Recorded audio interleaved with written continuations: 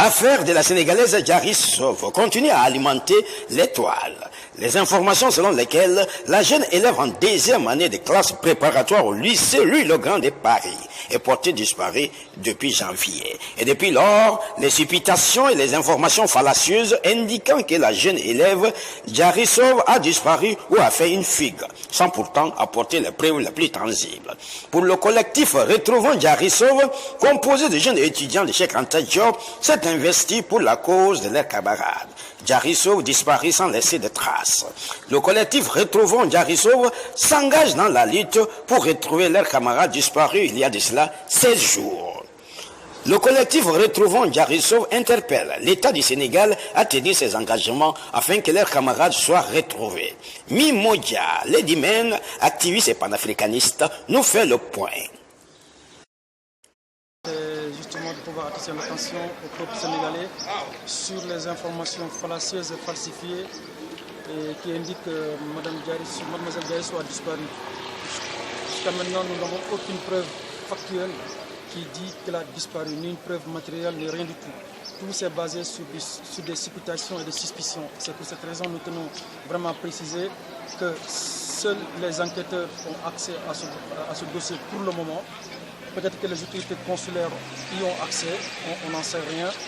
Mais nous savons qu'aussi Diary n'a pas d'avocat, raison pour laquelle nous ne pouvons pas donner une information formelle et plausible qui indique qu'elle a disparu. Nous aurions voulu évidemment que Diary soit retrouvée dans de bonnes conditions saines et sauves, mais aussi, comme nous ne l'avons pas eu jusqu'à présent, ce que nous aimerions, c'est que justement sa maman puisse se déplacer à Paris pour suivre l'évolution du dossier. Et ceci étant, lorsqu'elle sera à Paris, nous aurons voulu également qu'elle soit accompagnée d'un avocat, comme vous le savez, dans des dossiers similaires. Le fait d'avoir un avocat, c'est quelque chose de bon. C'est un point qui est très très intéressant parce que ça va permettre à l'avocat et à la maman de prendre connaissance du contenu exact du dossier pour vérifier est-ce que les informations qui sont véhiculées à travers la presse, à travers les réseaux sociaux sont des informations vraies ou pas. Ce qui est vrai aussi, c'est que nous faisons beaucoup d'amalgame sur les réseaux sociaux et sur la presse. La presse n'a pas la vocation d'un juge. Les réseaux sociaux aussi n'ont pas cette vocation-là. Même la police n'a pas la vocation de donner un verdict sur quelque chose. Seule la justice a les compétences les plus adéquates pour donner une information la plus vraie et qui est apte à juger au jour d'aujourd'hui l'état de la situation du Diary. Je tiens vraiment à préciser que pour le moment, on ne sait pas si l'enquête a été clôturée. On ne sait pas s'il ne l'est pas. L'essentiel, c'est que nous avons reçu l'information que l'enquête a été bouclée. Ceci étant, si l'enquête a été bouclée, ce que nous voulons aujourd'hui, c'est que le procureur de la ville de Paris soit autosaisi ou sinon un juge d'instruction soit autosaisi pour que le dossier puisse aboutir dans de bonnes mains et pour qu'on puisse avoir des vraies raisons de la disparition de Diary. Nous, ce qui nous inquiète dans cette affaire, c'est que comme vous l'avez constaté et comme le peuple sénégalais l'a constaté d'ailleurs, c'est qu'il n'y a pas vraiment eu une volonté de la part de l'État du Sénégal et de la part de l'État français pour nous dire réellement ce qui s'est passé, parce que le système de bornage existe. Maintenant, il y a eu beaucoup de suspicions et de supputations par rapport à ce dossier, mais nous, ça c'est des bruits du couloir. Ça là ne nous intéresse pas. Ce que nous voulons, c'est que l'avocat soit pris et qu'il y ait même un détective privé qui peut accompagner ce dossier-là pour voir qu'est-ce qui est réellement passé. Le bornage, vous avez vu, il n'y a aucune information qui est passée. Est-ce que sa carte bancaire a été utilisée? Ministère de Bouldoudom, on n'a pas d'information aussi. Donc tous ces paramètres combinés ne nous permettent pas de donner, un point de vue serré sur ce dossier-là. Mais toujours est-il qu'il faut savoir raison garder. La version de la fugue existe, ça a fuité. Est-ce que c'est une version qui vient de la police? On n'en sait rien du tout. Maintenant, comme je l'ai dit, la police ne juge pas. Les réseaux sociaux ne jugent pas aussi. Et aussi, je vais peut-être terminer sur ça. Ce qui est suspect dans ce dossier, c'est comme nous l'avons l'habitude de le dire, c'est que Diary a quitté la ville de Toulouse pour venir à Paris. La nuit du lundi 24, la nuit du dimanche 3 janvier, sa maman l'a contacté. Elle a confirmé à sa maman qu'elle avait examen la veille.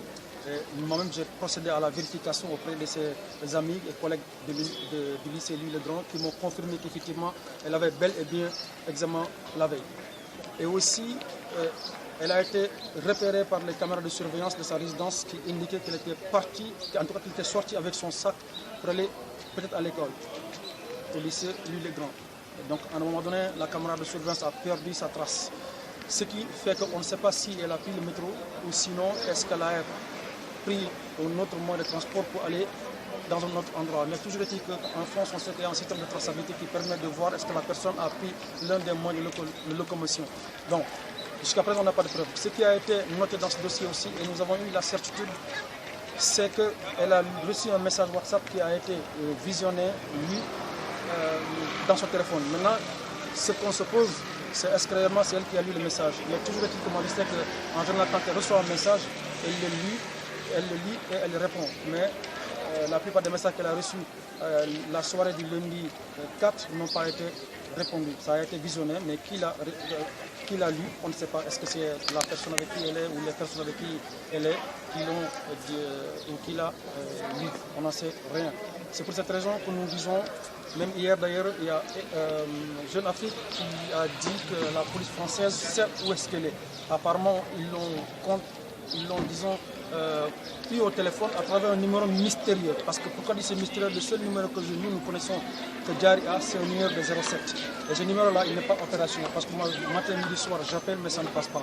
Je ne sais pas par quelle magie ou par quelle baguette magique la police a eu cette information pour contacter. Il faut rester prudent. Ouais, il faut rester prudent parce qu'on n'a pas une preuve factuelle, comme je l'ai dit, on n'a pas un élément factuel qui prouve cela. C'est pour cette raison nous disons que tout cela c'est des bruits de couloir. Nous, les bruits de couloir, on s'en fout royalement parce que cela ne nous intéresse pas. Nous, ce que nous voulons, c'est que le dossier, que l'on puisse accéder au fond du dossier à travers un avocat qui va aller avec sa maman, suivre, récupérer le procès verbal et en avoir une vision claire de la preuve de l'enquête. Mais jusqu'à présent, on n'a pas ça. Et aussi, nous disons à l'État sénégalais de respecter ses engagements. Parce que nous avons vu au départ les collectifs que nous avons constitués trouver les voies et moyens nécessaires pour qu'on puisse ramener la maman là-bas et lui payer un avocat et un détective privé. Mais heureusement, j'ose dire, l'État a dit qu'il a pris l'engagement formel, tacite, verbal.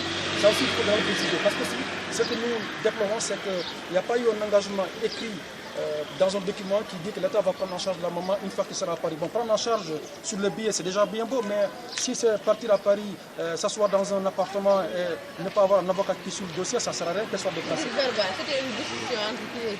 C'était une discussion que l'État du Sénégal, via des personnes qui ont été déléguées auprès de la maman, pour que l'État dise à la maman qu'elle a suivi le live que moi-même, Lumodja, le domaine a effectué avec Mati Trois-Pommes le dimanche dernier en disant qu'il ne fallait pas qu'on prenne cette initiative parce que c'est du ressort de l'État. Évidemment, c'est du ressort de l'État, mais à un moment donné, l'État les a abandonnés. Et jusqu'à maintenant, l'État les a abandonnés parce qu'ils n'ont pas eu d'informations. C'est pour cette raison que nous disons que tous les engagements que l'État a pris vis-à-vis de cette famille-là doivent être des engagements couchés sur un papier officiel. Comme ça, si un jour l'État a failli à sa mission, à ses engagements, on pourra exhiber ce dossier devant la presse pour leur dire tout simplement que l'État a failli sur son engagement. Merci beaucoup. Voilà.